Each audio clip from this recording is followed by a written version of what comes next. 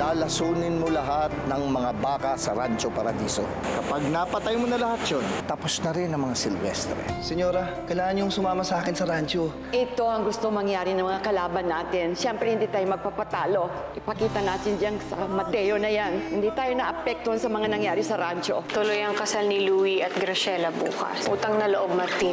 Baka mamaya tumakas ka na naman. Hindi na kailangan dahil sasama siya sa atin. Malinaw ang usapan natin. Hindi na kailangan paalala sa akin.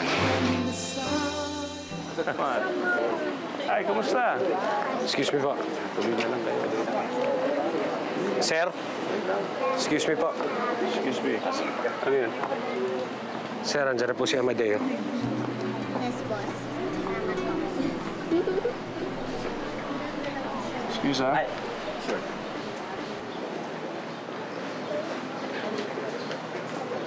Ito sa inyo sabi niyo.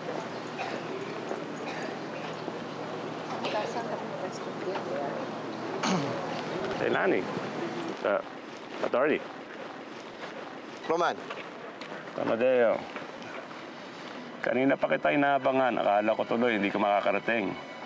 Dahil alam ko, mga taong katulad mo hindi pinapapasok sa simbahan. ikaw naman. Kung ikaw nga nandito, ako pa. Siya nga pala, Roman. Nadinig ko yung nangyari sa rancho. Nakikiramay ako. Ang bilis nga naman tumakbo ang chismis, ano? Oo. Lalo na pag nagagaling sa sarili mong bakuran. Mateo, alam ko naman, ikaw may kagagawan sa paglaso sa mga alaga namang baka, eh. Roman, ano ka ba? Papasok tayo ng simbahan. Alam mo namang ayaw ng Diyos na nambibintang sa kanyang kapwa.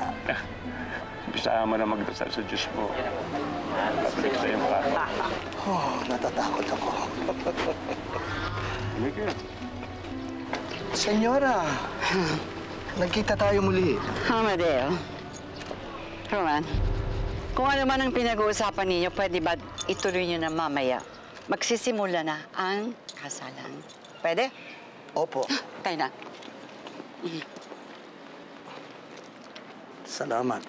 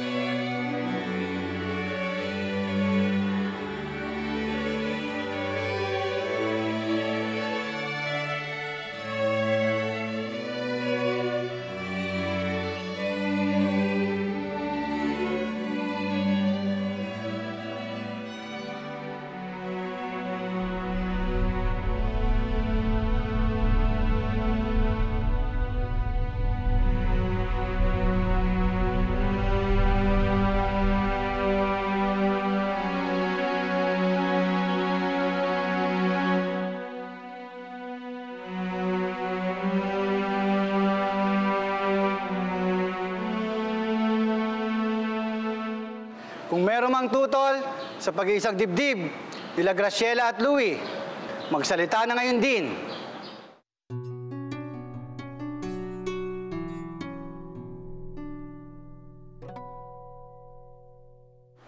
Wala, Father. Wala. Louie, tinatanggap mo ba si Graciela bilang kabiyak ng iyong puso sa hirap at ginhawa hanggang kamatayan? Opo, Father. Ikaw naman, babae, tinatanggap mo ba si Louie na maging kabiyak ng iyong puso sa hirap at ginhawa hanggang kamatayan?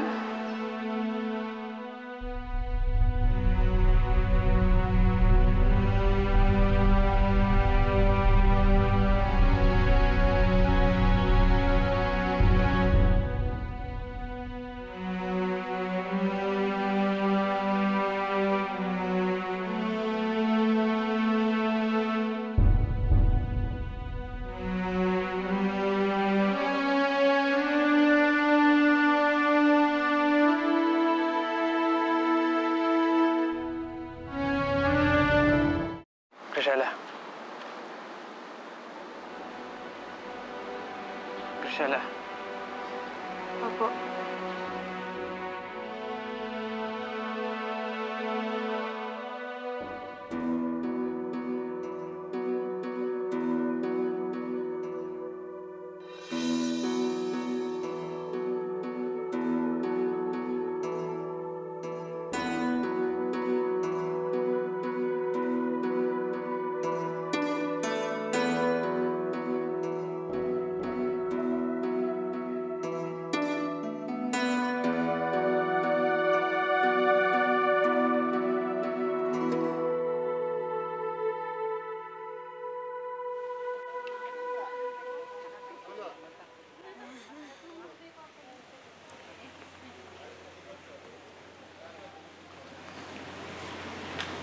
Tumiretso na tayo sa hotel. Martin, kalimutan mo na siya. Kasal na si Graciela kay Louie. Hindi mo na mababago yun. Hindi nababagay si Graciela kay Louie. At kanino siya nababagay? Sa'yo? Halika na.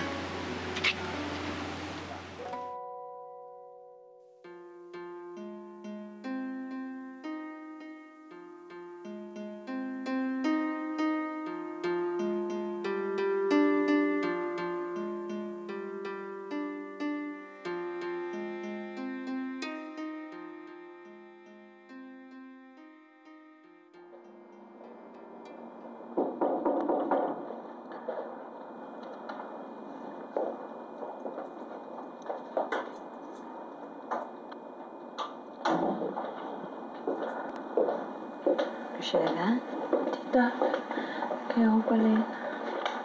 Mama, gusto ko tawagin mo akong mama. Ngayon kasal ka na sa anak ko. Oh, ayos ka lang ba?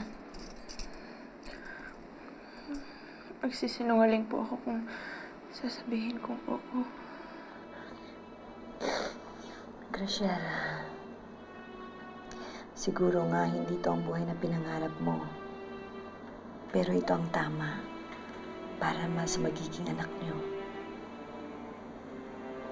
Alam mo, naiintindihan kita. Alam ko kung ano pinagdadaanan mo. Pero maniwala ka sa akin. Sa paglipas ng mga panahon, masasanay ka rin. Lalo na pag lumabas na baby mo. May iba ang pagtingin mo sa mundo.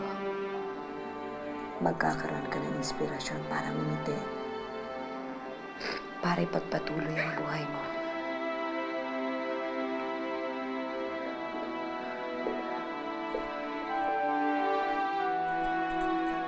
Halika na, anak. Hinihintay ka na ng mga bisita mo.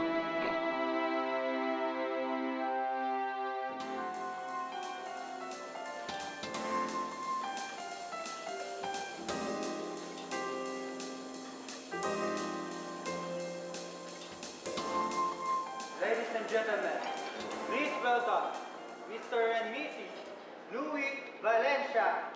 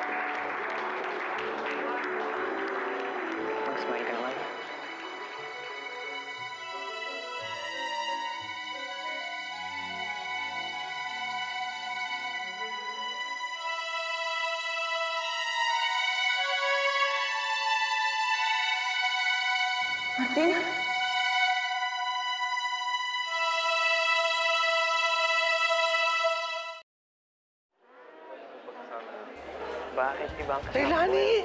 Kuya George! Kamusta ka na? Eto, namumula-mula na ang buhok. Ikaw ang kamusta? Ang ganda-ganda mo ngayon. Ang laki ng pinagbago mo. Ikaw naman. Ako pa rin to, hindi pa rin ako nagbabago. Uy, may nagbago, ha? Ang balita ko, sa kabilang rancho ka na doon nagtatrabaho. Swerte-swerte mo naman. Siguro mas malaki ang sweldo niyo doon, ano?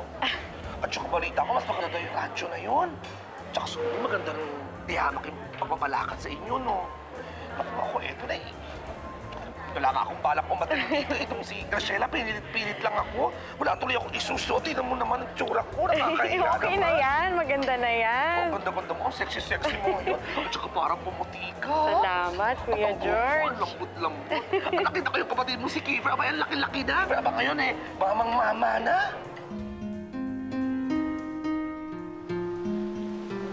Kuya, meron ho ba kayong nakitang mama mga ganito kataas, naka-sombrero? Wala po, ma'am eh. Nandito lang ho siya kanina. Wala talaga, ma'am. Pasensya na ako. Sige ho. Ay, ako dinadaan ko na lang yan. Powder lang. Saan Ngayon pupunta din si yan. Graciela? Ayaw nga ng Kuya nanay George, ng- sorry sandali lang. ng buhok, Governor, naman. Yeah. excuse me lang, ha? Oh, yeah. Usually, there's a lot of guy na you should be careful talking with, you know. Baka mamaya pag nasumunti sa atin o sa kapatid mo. So, yun yung paalala lang. Yeah. Senyora. Gob, Yeah? para sa inyo po. Ano yan? Ha? Nito. Senyora Soledad, maraming salamat sa inyong donation. Natidya ko na maraming mahihirap ang matutulungan ng perang ito. Paalala lang yan kung sino talaga ang kakampi mo dito sa bayan ng Paradiso. Of course, malapit kayo sa puso. Yan eh. Governor, Yeah, Senyora, Anong kailangan mo? Di ba nakikita nag-uusap kami, Amadeo? pasensya na ho, Senyora. Hindi ko lang ho mapigilan ang sarili ko na mapansin ang napakagandang relo ni Governor eh. Siya nga pala, ito'y special gift ni Amadeo sa akin. Kaya I'm quite lucky tonight. Kaya donation niya, special gift. Ikaw ang nagbigay sa kanya niyan, ha? Senyora, nagpapasalamat lang kasi ako sa mainit na pagtanggap niya sa akin dito sa Paradiso. Wala naman sigurong masama doon. Di ba, Gob? Wala, lahat naman ay nasa mabuting pagbibigay yan. Tama, Gob. Good. Thank you, Amadeo.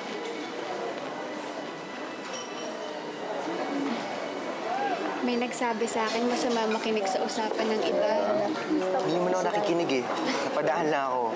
Actually, may hinahanap akong babae eh. Nung una kami magkita, hindi na siya maalis sa isip ko. Iwanan ko muna kayo. Tapos babalik ako. Kilala ko siya sa party ni Amadeo. Pangalan niya, Linlin Valencia.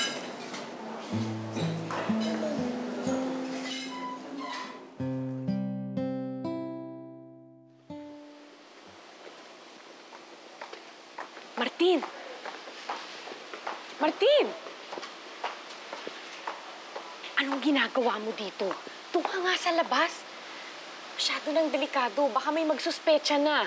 Nakita mo na ang kailangan mo makita. Magpapasundo na lang kami kay Dexter. Sige na, umalis ka na.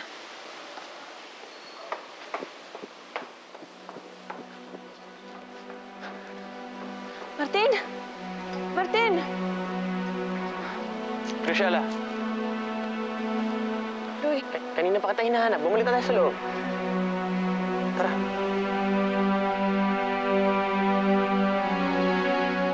Louie, balita ako. Magkakababy na daw kayo. Alam mo na bang babae o lalaki? Hindi pa, Doc, pero sana lalaki. Alam mo na ba ang ibibigay mong pangalan? Hindi pa, pero malamang junior. Punta talagang ganyan. So bukas, si Mrs. isama mo sa clinic para ma-check up ko. Okay? Thank you, Doc. Puntahan ko muna si kumpare doon. Sige. Salamat, ha? Thank you, Doc. Sige, salamat. See you, see you. Sige, sige. Uy, pare, kamusta? Kamusta ka na? Congrats, pare, ha? Thank you, pare. Alam mo, Jake, kamusta? Okay lang. Good luck, ha? Kamusta? Pogi pa rin, ha? Alam mo, pare, sa totoo lang, hindi namin na-expect na ikaw yung unang magpapatali sa barkada natin. Oo nga, nainlove, pare. Paano niyo nakilala ng ate mo sina Sir Amadeo? Mahabang kwento pa yun, eh. Sabi ng lola ko, crime lord daw yun. Hindi ba kayo natatakot? Nung una, pero naging boss siya ni ate, okay na. Sapat na sa akin yung magtiwala sa kanya. Bakit? Ano bang nangyari dati? Huwag na natin pag-usapan yun. Matagal na yun, eh. Ikaw na, magkwento ka tungkol sa sarili mo. May boyfriend ka na ba? Wala. Bakit mo naman natanong yun? Eh di, walang magagalit sa akin pag ayayin kita mag-date.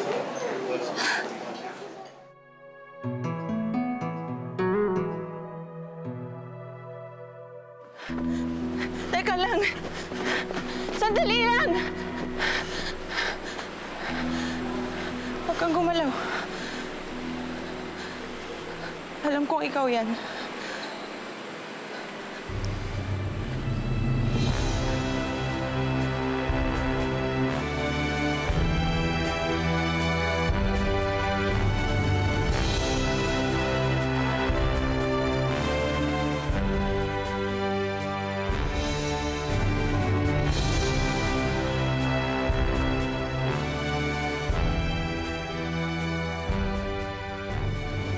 Buhay ka.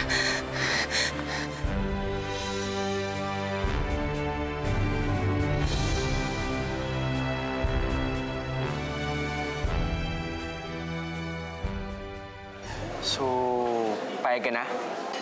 Ha? Makipag-date. Lily, nakita mo ba si Graciela? Hindi. Kausap ko kanina, bigla nawala, eh. Sakaling makita mo, pakisabi, hinahanap ko siya. Okay po. Ikaw, bakit kausap mo siya? Wala lang ho. Di ba kapatid ka nila, Ilani? Opo. Niligawan mo ba to? Hindi ho. O sige, bumachi ka nga muna dito. Okay po. Sige po. Kung makita mo si Rochella, pakisabi sa akin, ha? Okay po. Tsaka ayokong kausap ng lalaking yun. Mainit ang dugo sa pamilya nun. Okay po.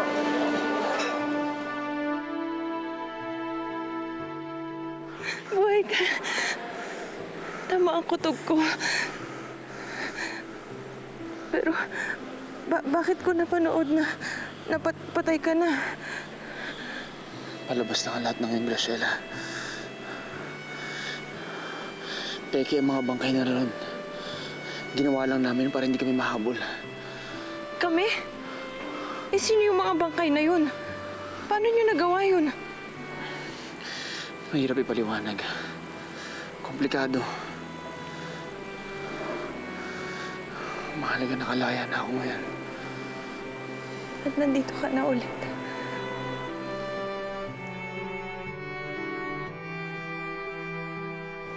Alis na ba tayo? Hindi pa. O bakit ganyan ang itsura mo? Paano ba naman nakita ko si Martin dito sa loob? Sabi ko na nga ba dapat hindi na lang natin siya sinama dito eh. Alam natin pareho na hindi natin mapipigilan si Martin. Kaya nga nagdesisyon akong isama siya dito para matigil na ang kalokohan niya sa babaeng yan.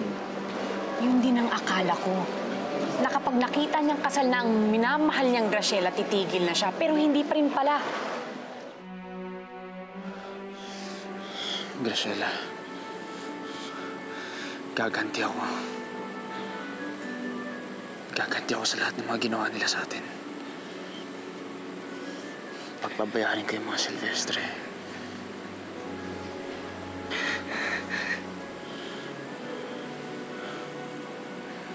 Pero kasal ka na. Nakulong ako dahil ginusto mong tumakas. Pero ito ka ngayon. Kasal ka na kay Louie. Isa ka ng ganap na Valencia. Isa ka na sa kanila.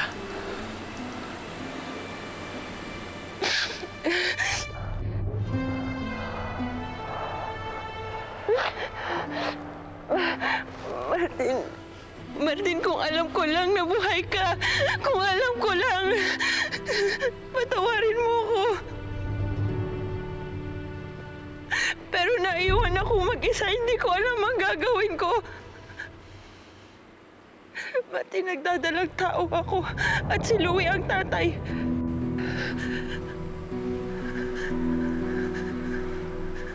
Buntis ka.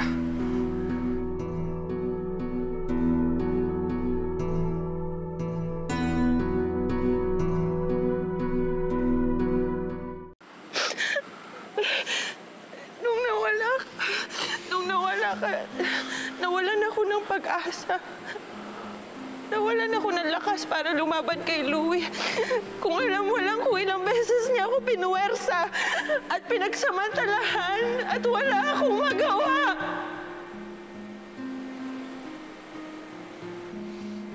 Hindi ko na alam ang gagawin ko. Nababaliw na ako, hindi ko na alam. Tahan. Hanggang sa kinausap ako ni George, sinabi niya sa akin na kung nabubuhay ka pa raw, hindi mo magugustuhan ng kung ano man ang pumapasok sa isipan kong gawin. At ikaw ang naging lakas ko para umalis ako. Pero Martin, nung gusto ko nang umalis, doon ko rin nalaman na buntis ako at hindi ko nagawa yun. Hindi ako nakaalis. At ngayon kasal na ako kay Louie.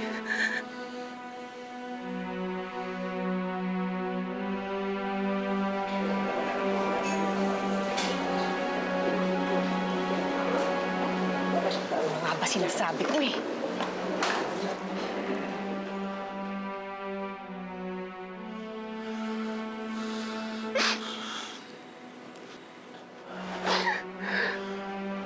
Tama na, Graciela.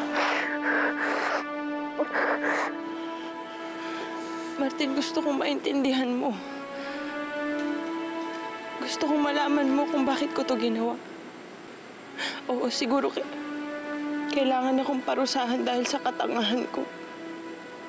Pero kinailangan ko itong gawin dahil akala ko wala ka na.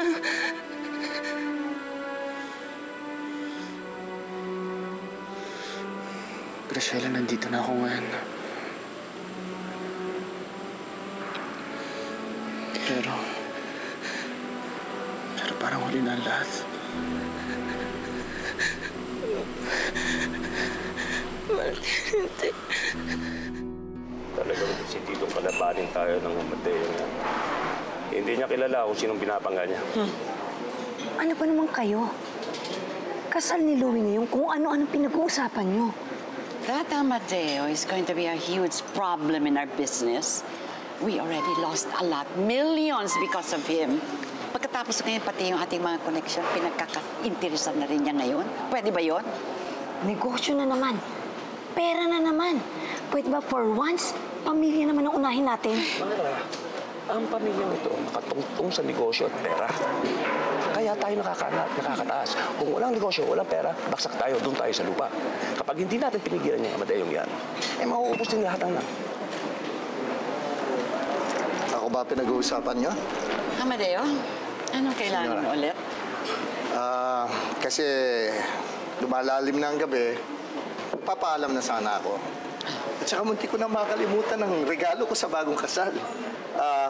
Ito siya, medyo malaki. Pagpasensyahan nyo na. Nag-abala ka pa, pero maraming salamat pa rin. Ay, wala hong anuman. Pwede ba pakiiwan mo na lang doon sa reception? Pwede? Thank you. Dali mo na sa reception. Hanggang sa muli, senyora. Linley. Mara. Roman.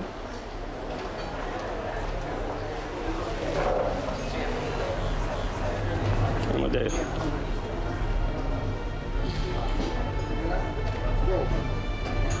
Mag, Magkikita pa tayo. Bartolome?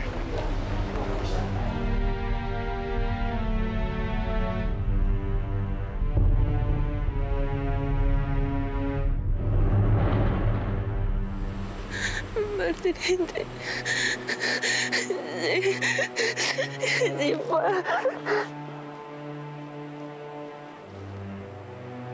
Hindi pa huli. Hindi pa huli lahat. Hindi pa. Hindi pa.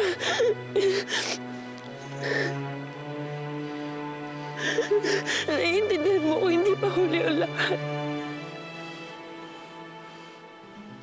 Graciela! Graciela!